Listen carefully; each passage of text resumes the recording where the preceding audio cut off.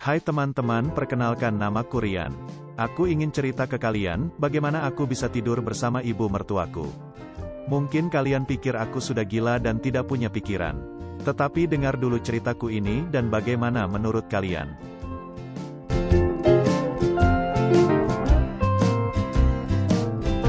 Aku adalah seorang suami dari istri yang begitu setia.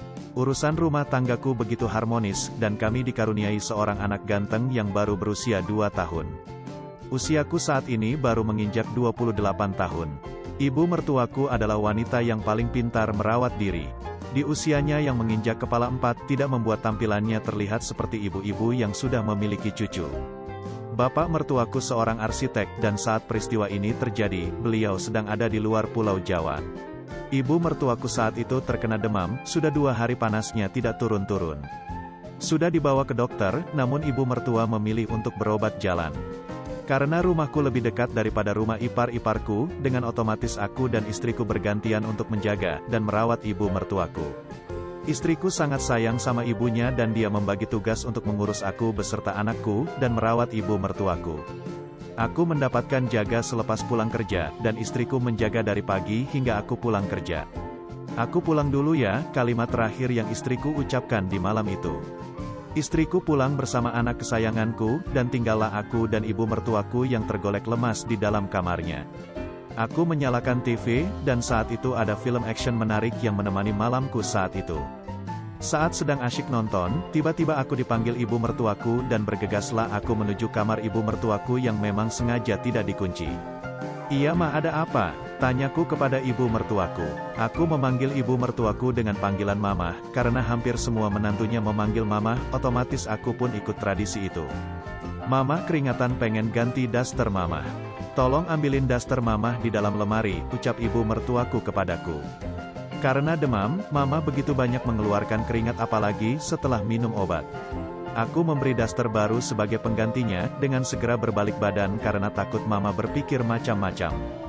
"Nirian, baju basahnya simpan di kamar mandi aja," perintah Mama kepadaku.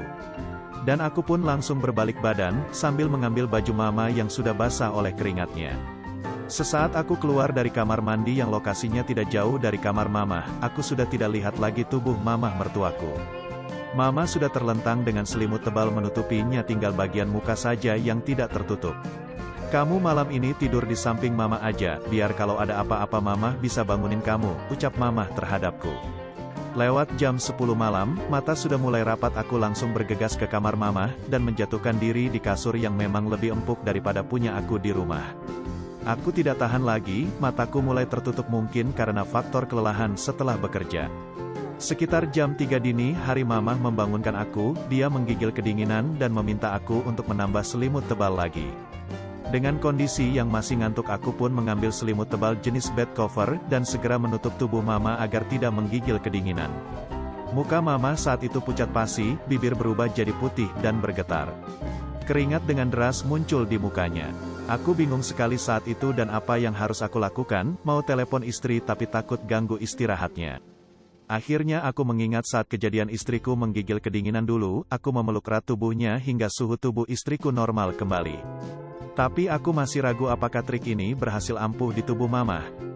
Karena rasa iba, aku pun langsung masuk ke dalam selimut tebal dan segera memeluk tubuh Mama yang kedinginan.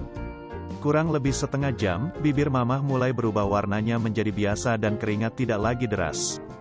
Melihat situasi tersebut, aku berinisiatif untuk turun dan kembali tidur di samping Mama. Namun Mama terus memelukku dengan erat, yang terbangun saat aku bergerak ingin pindah. Apa boleh buat, aku pun menuruti kemauan Mama, mungkin saat itu Mama masih kedinginan, pikirku.